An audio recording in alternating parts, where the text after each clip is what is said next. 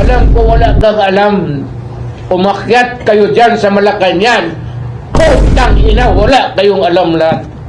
Sabi ko sa iyo, huwag mong pilitin at gaya sa ginawa ng tatay mo. Anak ka ng putat, talagang ginagawa mo na. Anong alam mo sa politika? Anong alam mo sa damdam ng isang mayaman kayo, umakyat kayo dyan. Wala kayong alam kung sino ang Pilipino at ano ang Pilipino. An alliance against Marcos. Dating Pangulong Duterte gagawa ng alyansa laban sa kasalukuyang Pangulo na si Bongbong Marcos. Ayon sa dating Pangulo, binalaan niya na si Pangulong Bongbong Marcos na huwag gayahin ang ginawa ng kanyang ama. Panoorin natin ang video na ito kung saan binalaan ng dating Pangulong Duterte si President Bongbong Marcos. Wala mang partido na opposition sa kanya. So we will convince those who are against him to join us and form an alliance or whatever. Hindi na kailangan an alliance against Marcos. Sir, Mr. President, huwag kang magalit. Mali yung ginagawa mo. And I am accusing you. Mr. President, remember that one day you will step down. Do not ever dream of extending your term. Luin mo naman itong bagong konstitusyon. Balitan mo lang isang sentence lang yan dyan. Walang academic provision. Wala ka dyan sa mga putang ina. Huwag kayo maniwala yan. Noon pa yan, economic provision is the usual excuse. Isang sentence lang dyan sa konstitusyon natin. Yung that the president is good for one term. Tungkol lang yan. That the president is eligible to run again and again and again hanggang matanggal siya sa trabaho. Could be in military coup d'etat or whatever. Hindi, don't count on the sabi mong loyal ang military sa'yo. Mali ka niyan. And you are being authoritarian leader now. Do not push your luck too far. Kasi marami pa rin Pilipino, hindi lang umiimig. Ako nga, hindi umiimig eh. Pero pag pinilit mo ako, nga ako talagang bastos, mapipilitang bastosin kita. Kung magalit ka sa akin, hindi. Nasa iyo. Papatay mo ako, pakulong mo ako. But remember,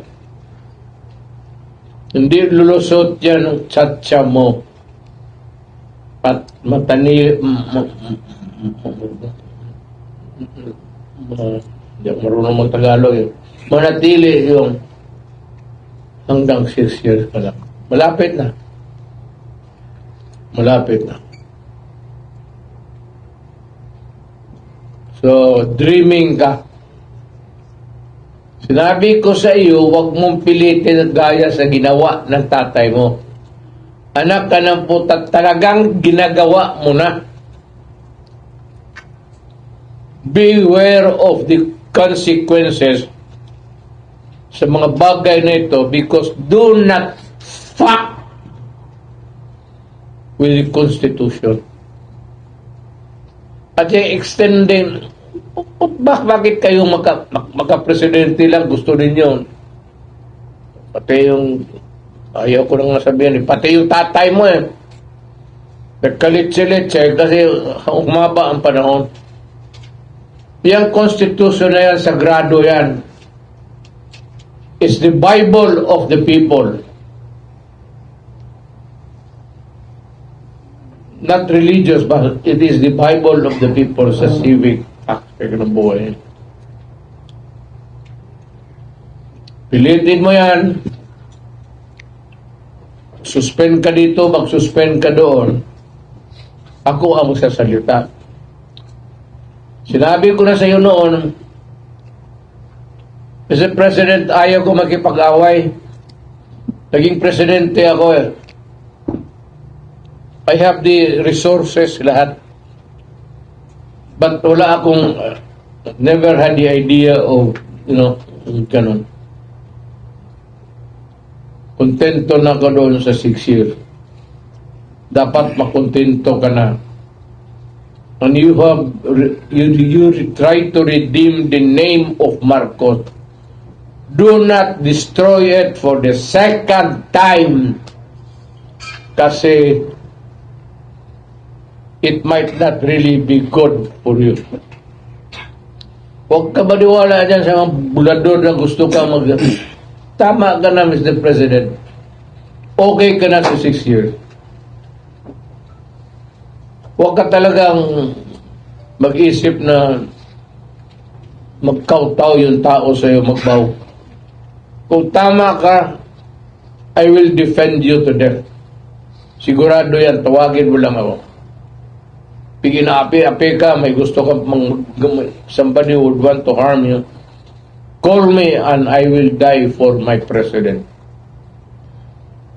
But the president fucks this constitution and destroy the lives of the people. Then kalaban mo ako. Kalaban mo ako. At marami akong alam. Wala yung truth.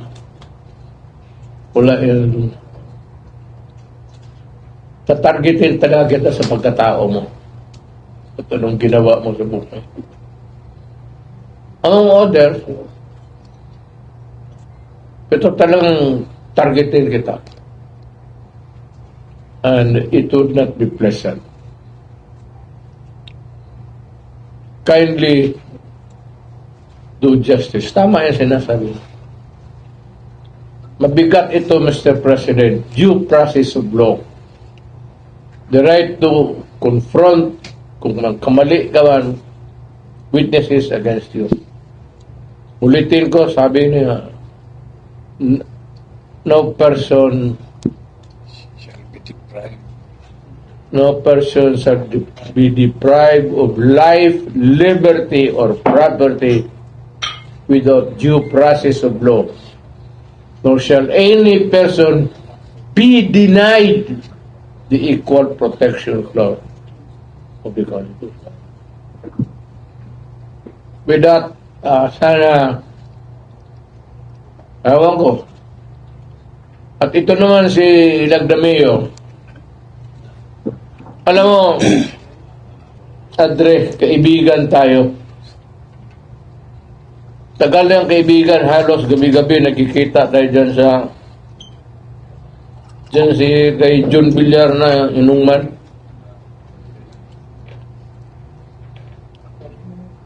Do not try to be, yung DILG should be the one to resolve, to investigate, or to look into a matter concerning local government. Ikaw dito na sa Secretary of Justice ka. Do not demean yourself. Sinasabi ko sa iyo, nililecturean kita, kasi alam ko, isa ka rin. Alam ko, wala kang alam. Umakyat kayo dyan sa Malacanang. Putang ina, wala kayong alam lahat. Puro bangag. To, do not try to be a hero. Taga-Davao ka, kaibigan tayo. Siguro, may utang na loob pa ako sa iyo. But when it comes to my country, a new guy, huwag kayong basta-basta pupunta ng mga probinsya, pati ito, mag-demand kayo na ganun. Itong demokrasya, there is the right to dissent. Kung ayaw ninyo o ayaw nila, ay maglaro tayo. Kung hindi, aabot tayo sa batas. Lagdamayo, huwag mo akong pilitin. Kayo ni Bongbong. Magbarkada kayo. Alam ko yan. Huwag mo akong pilitin na bubuga ako dito na masaktan kayo lahat. Kayo, anong alam mo? Aral ka sa London School of Economics? Anong alam mo sa politika? Anong alam mo sa damdam ng isang mayaman kayo, umakyat kayo dyan. Wala kayong alam kung sino ang Pilipino at ano ang Pilipino. So, do not be a smart ass. Kasi pag ini-lecturean ko kayo araw-araw, kasi ang edukasyon ko pang Pilipinas, kayo mamayaman, anong alam mo? Pakantahin kita ng bayang Magilo. Sige daw. Lahat. Ako'y Pilipino. Sige. Alam ko wala. Sigurado yan. Anak kayo ng mga mayaman. Apo ka ni Florendo. Yung lupa na yan ang nakuha ninyo sa penal colony hanggang ngayon. Nasa inyo pa rin yan. Hindi inyo yan, sa gobyerno yan. Dapat itapos at yung lupa na yan ibigay sa mga tao. Dapat na land reform na yan, ang laki-laki ng putang inang yan.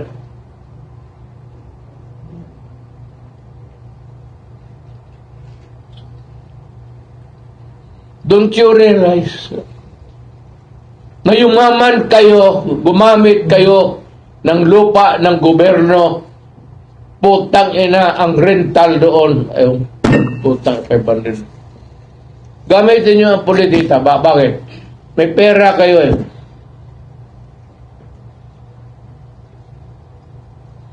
Pero wag mo akong, you know, do not fuck with me. Wag kayong magpatigas-tigasan. Hindi ako, putang ina masama.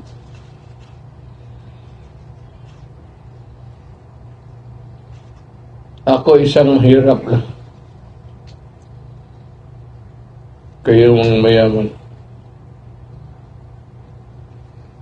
Lagdamayo, pagbaba mo sa Malacanang, one day it will end. Nandyan ako sa dulo ng Malacanang. I would choose yung saan lumuhod yung nanay ni Rizal, begging for the life of Rizal sa Espanyol. Doon kita hintay. I'll make it symbolic for everybody.